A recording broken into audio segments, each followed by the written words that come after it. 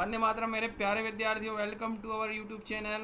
आज की इस वीडियो में मैं आपके सामने विक्रम यूनिवर्सिटी उज्जैन का बीकॉम बीसीए बीबीए का जो फाउंडेशन पेपर 2 है उसका part 2 digital awareness cyber security यानी डिजिटल जागरूकता और साइबर सुरक्षा का कंपलसरी पेपर लेकर आ रहा हूँ। इसके 50 प्रश्नों का हल मैं यहाँ प्रस्तुत करूँगा। अगर आपको किसी भी प्रश्न के उत्तर पर डाउट हो तो आप अपने और रेफरेंसेस देख लीजिएगा। चलिए बिना देरी करे शुरू करते हैं। फर्स्ट क्वेश्चन है वेब पोर्ट। क्वेश्चन नंबर से 1 to 50 तक इसके पीडी वाला था, वो इस वीडियो के बाद में अपलोड करूंगा। पहले हम डिजिटल का देख लेते हैं। Web portal provided dash point of access, single point of access होता है वेब पोर्टल। वेब पोर्टल और वेबसाइट में क्या अंतर है मैं पिछली बार आपको बता चुका हूँ। क्वेश्चन नंबर 52, वेबसाइट को खालिस्तान के माध्यम से एक्सेस किया जा सकता है। वेबसाइट को यूआरएल के माध्यम से एक्सेस किया जा सकता है। यूआरएल का फुल फॉर्म है universe resource locator. Next question number 53, web portal dash हो सकता है। Web portal can be user centric और ऑर्गेनाइजेशन सेंट्रिक, ये दोनों हो सकता है। कैन भी लगा है इसलिए दोनों ऑप्शन आ जाएगा, ए और बी, तो ऑप्शन सी इसका सही है। क्वेश्चन नंबर 54, डैश का निर्माण मॉड्यूलर होता है। जो मॉड्यूलर होता है वो किसका होता है? या वेबसाइट और वेब पोर्टल दोनों मॉड्यूलर हो सकते हैं। खालिस्तान की संरचना साधारण होती है। Dash has a simple construction, तो इसमें से आप देखा जाए तो जो आपका वेबसाइट है इसकी जो संरचना है वो सिंपल होती है। वेब पोर्टल थोड़ा सा इससे टिपिकल होता है। क्वेश्चन नंबर 56 है, डैश सरल सुरक्षा तंत्र का उपयोग करता है। यूजर सिंपल सिक्योरिटी मैकेनिज्म, इनमें से क्या है? HTTP, ठीक है, HTTPS। ये अगर P के बाद S लग जाता तो ये स्ट्रॉन्ग सिक्योरिटी हो जाती। नेक्स्ट क्वेश्चन नंबर 57 है, कंप्यूटर सिक्योरिटी में खालिस्तान सुरक्षित रहता है। Dash is being secured in a computer security, ये होता है इंफॉर्मेशन एप्लीकेशन नेटवर्क सभी। 57 का डी आंसर आ सकता है। 58 देखते हैं, फायरवॉल डैश सिक्योरिटी डिवाइस होता है। Firewall is network security device. Next question number 59 देखते हैं। क्वेश्चन नंबर 59 क्या कहता है? Which of the following is the mode of firewall, इनमें से कौन सा फायरवॉल का मोड है? एक्सेप्ट ग्रहण करना, ठुकराना, ड्रॉप, यानी एक्सेप्ट, रिजेक्शन और ड्रॉप, ये तीनों है। इसका अर्थ है कौन सा वाला विकल्प सही होगा? डी वाला विकल्प सही होगा। अगला प्रश्न देखते हैं। Question number 60, the most common type of digital security dash, तो ये सभी कॉमन टाइप की सिक्योरिटी है। इसमें network security, and point security, cloud security, data security, TOT security, ये सभी आ जाता है, ये कॉमन टाइप की सिक्योरिटी के अंतर्गत आता है। अगला क्वेश्चन है क्वेश्चन नंबर 61, 61वां प्रश्न, ई कॉमर्स वेंडर को खालिस्तान ट्रांजैक्शन को सुनिश्चित करना चाहिए। बिल्कुल, ई कॉमर्स वेंडर जो आप जानते हैं, इतनी सारी कमर्शियल वेबसाइट्स हैं, मैं उनका नाम नहीं लेना चाहूँगा।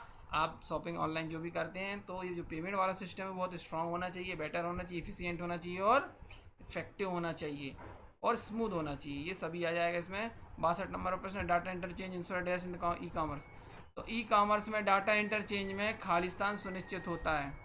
क्या होता है इसमें? तो डाटा एक्यूरेसी और इनक्रिप्टेड दोनों होना चाहिए, सी ऑप्शन सही है।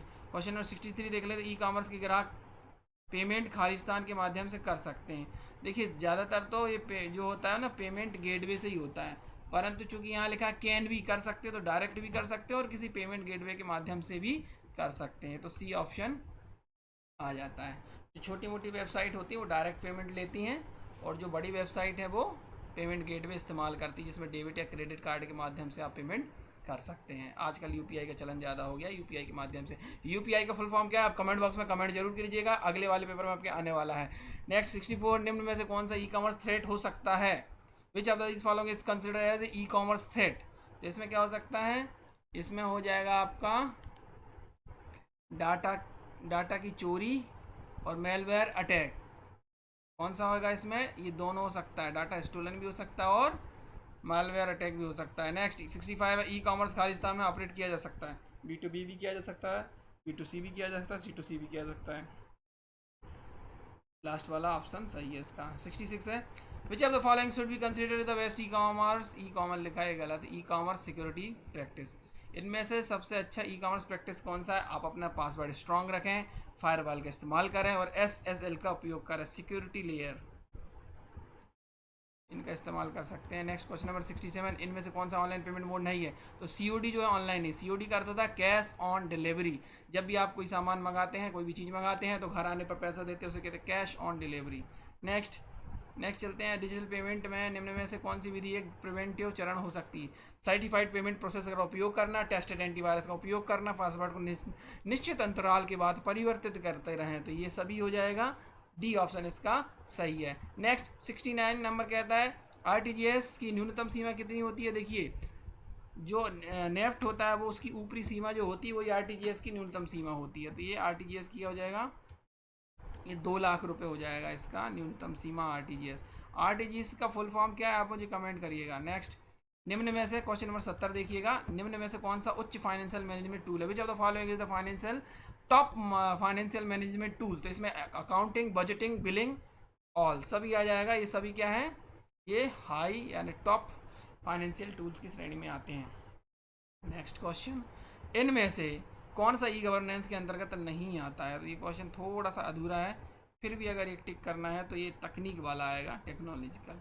नेक्स्ट, ई गवर्नेंस के तात्पर्य, क्वेश्चन नंबर 72 देखिए, e governance stand for electronic governance, ये वाला आएगा। अच्छे से ध्यान देखिए, सिमिलर है। ये इलेक्ट्रॉनिक है इसलिए नहीं आएगा, ये इलेक्ट्रॉनिक है लेकिन इसमें गवर्नेंस नहीं है, गवर्नमेंट है, इसलिए ये ऑप्शन नहीं आएगा। और इसमें गवर्नेंस है लेकिन यहाँ इलेक्ट्रॉनिक नहीं है, ये 2 ऑप्शन कट जाते हैं, तो ये वाला बचता है ए। 73 देखते हैं, इनमें से कौन सी सेवाएं उमंग ऐप के माध्यम से एक्सेस की जा सकती हैं? PNR स्टेटस, रेल सारणी प्रणाली, वर्तमान स्टेशन विवरण, ये सभी हो जाता है। नेक्स्ट क्वेश्चन नंबर 74 है, डिजी लॉकर का मुख्य उद्देश्य क्या होता है? तो DigiLocker keep document safe, authenticate document, cloud based access आपको देता है, ये सभी आ जाएगा। 74 का डी ऑप्शन सही है। आगे चलते हैं, वीडियो को लाइक जरूर करिएगा अगर आपको लगता है कि थोड़ी सी मेहनत हो रही है। तो डिजी लॉकर के डॉक्यूमेंट का रियल टाइम आधार पर वेरिफिकेशन संभव है, बिल्कुल सही है। आप बिल्कुल, जो डिजी लॉकर होता है वो रियल टाइम वेरिफिकेशन होता है, ये बात सत्य है। नेक्स्ट क्वेश्चन नंबर 76 है, ABC द्वारा निम्न में से कौन सा कार्य किया जाता है? ABC means academic bank of credit, जो कि अभी आपने फॉर्म भरते समय बनाई होगी। इसके बिना आपके जो एग्ज़ाम फॉर्म है ऑनलाइन नहीं हो रहे हैं। इसमें क्या क्या हो सकता है? इसमें आपकी क्रेडिट एक्यूमुलेट होगी, क्रेडिट वेरिफिकेशन होगा और क्रेडिट ट्रांसफ़र होगा, ये सभी आ जाएगा। ये चीज़ क्या है, जैसे अभी आप 3rd ईयर में हैं तो आपकी ABC ID बन गई है। जैसे ही आप पास करते हैं किसी भी यूनिवर्सिटी से, विक्रम यूनिवर्सिटी उज्जैन से, भोपाल यूनिवर्सिटी से, या DAVB मध्य प्रदेश की आप किसी भी यूनिवर्सिटी से हैं, इवन अगर आप देशव्यापी कोई भी कोर्स करते हैं ऑनलाइन, तो आपको जो भी आपके मार्क्स या ग्रेड मिलते हैं वो किस में आएंगे? आपकी ABC अकाउंट में आएंगे, और वो आप कहीं पर भी इस्तेमाल कर सकते हैं पूरे भारत में। इसीलिए जो न्यू राष्ट्रीय शिक्षा नीति है, इसमें मल्टी एंट्री मल्टी एग्जिट का अर्थ ही यही है। अभी आगे इससे संबंधित और भी सवाल आएंगे, इस कॉन्सेप्ट को समझना जरूरी है, ताकि आपको बहुत सारे सवाल इससे रिलेटेड आ सकें। छात्र द्वारा कमाई अर्जित किए गए एकेडमिक क्रेडिट की वैधता होती है। आप जैसे उदाहरण के लिए, आपने अभी ये 3rd ईयर का एग्ज़ाम है, 3rd ईयर का एग्ज़ाम आप पास करोगे, या आपने 2nd ईयर का एग्ज़ाम पास कर लिया है, तो आपके पास कुछ आपके जो भी सब्जेक्ट है, मेजर माइनर ओपन इलेक्टिव, इसमें आपने क्रेडिट अर्जित की हैं, है ना, 12 क्रेडिट, 20 क्रेडिट, जो भी क्रेडिट होगी, इन क्रेडिट की जो वैधता होती है, जो वैलिडिटी होती है, वो लाइफ टाइम होती है, यानी लाइफ टाइम आपकी ABC अकाउंट में रहेंगे। नेक्स्ट, निम्न में से कौन सा ABC का महत्व हो सकता है? विद्यार्थी अपने अनुसार कोर्स का चयन कर सकते हैं, विद्यार्थी अपनी किसी भी साल की पढ़ाई छोड़ सकते हैं, बिल्कुल सही बात है। Enable the student to drop out in any year, दोनों ही बातें हैं। Student can opt course of their choice, ये भी है। और अगर किसी कारण से विद्यार्थी पढ़ाई छोड़ देते हैं तो वो क्या कर सकते हैं? दोबारा 1 साल बाद, 2 साल बाद भी कंटिन्यू कर सकते हैं। तो 78 का सी ऑप्शन सही है।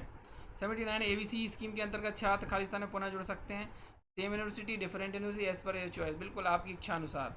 आपने 1st year 2nd year Jabalpur university से किया है, और आप 3rd ईयर आप विक्रम यूनिवर्सिटी से करना चाहते हैं, इंदौर से करना चाहते हैं, तो बिल्कुल कर सकते हैं। इसलिए कहा गया है सेम यूनिवर्सिटी या डिफरेंट, कोई भी यूनिवर्सिटी से कर सकते हैं, छात्र की अपनी इच्छा है।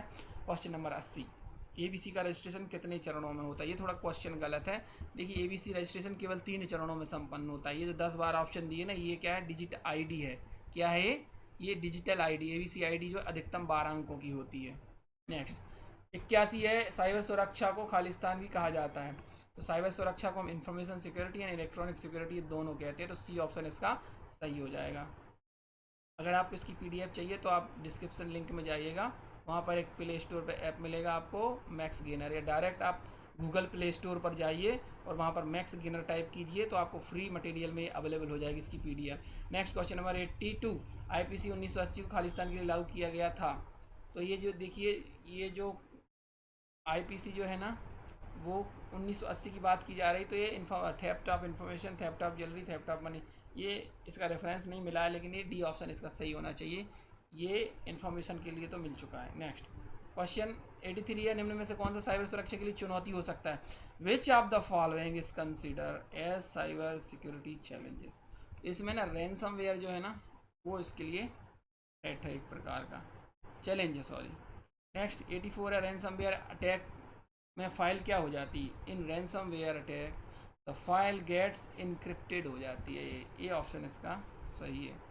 अब देखते हैं अगला प्रश्न 85वां प्रश्न, APT से क्या तात्पर्य है? तो ATP stand for advance persistent threat, याद रखिएगा, एडवांस परसिस्टेंट थेफ्ट। ये पहले मैंने जब सबसे पहले जबलपुर विश्वविद्यालय का जो पेपर सॉल्व किया था, उम्मीद है आपने देखा होगा, उसमें एक क्वेश्चन पूछा गया था।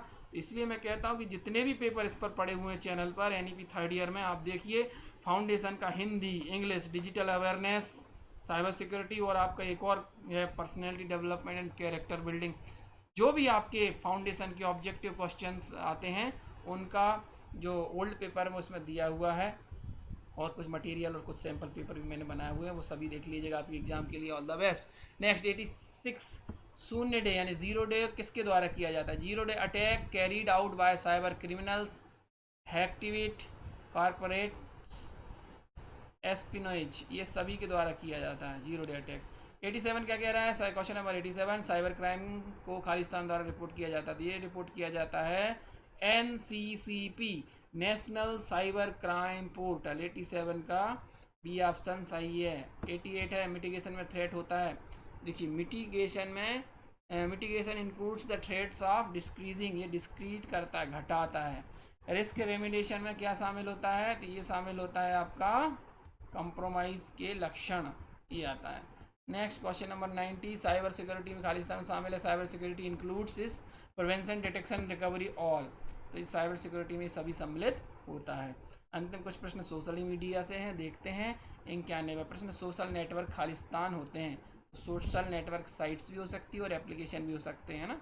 आप फेसबुक, व्हाट्सअप, ये सोशल नेटवर्क ऐप हैं, और वेबसाइट भी आप जानते हैं, यही फेसबुक पे वेबसाइट पे भी आपको मिल जाते हैं।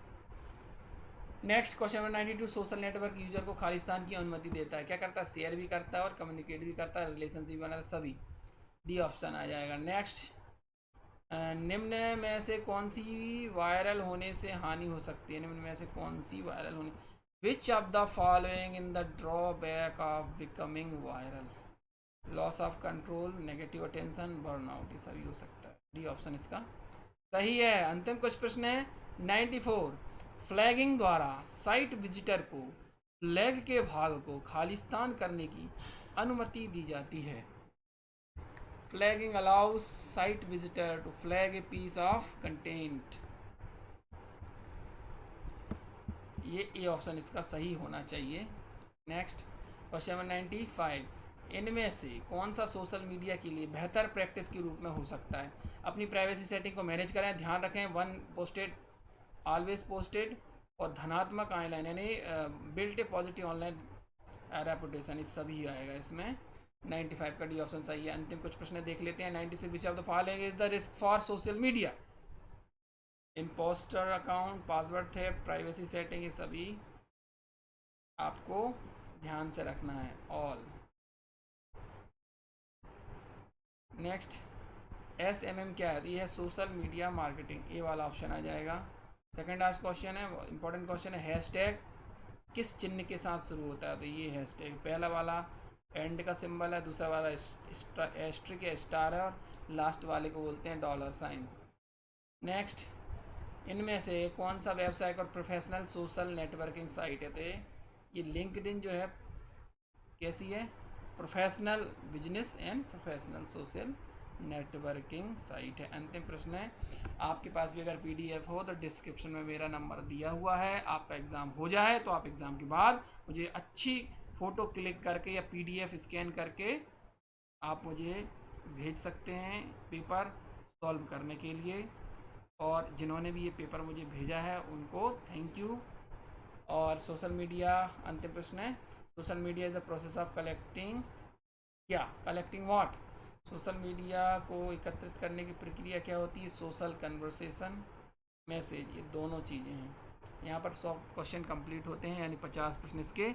इसका वीडियो भी मैं जल्द अपलोड कर रहा हूँ। Thank you for watching.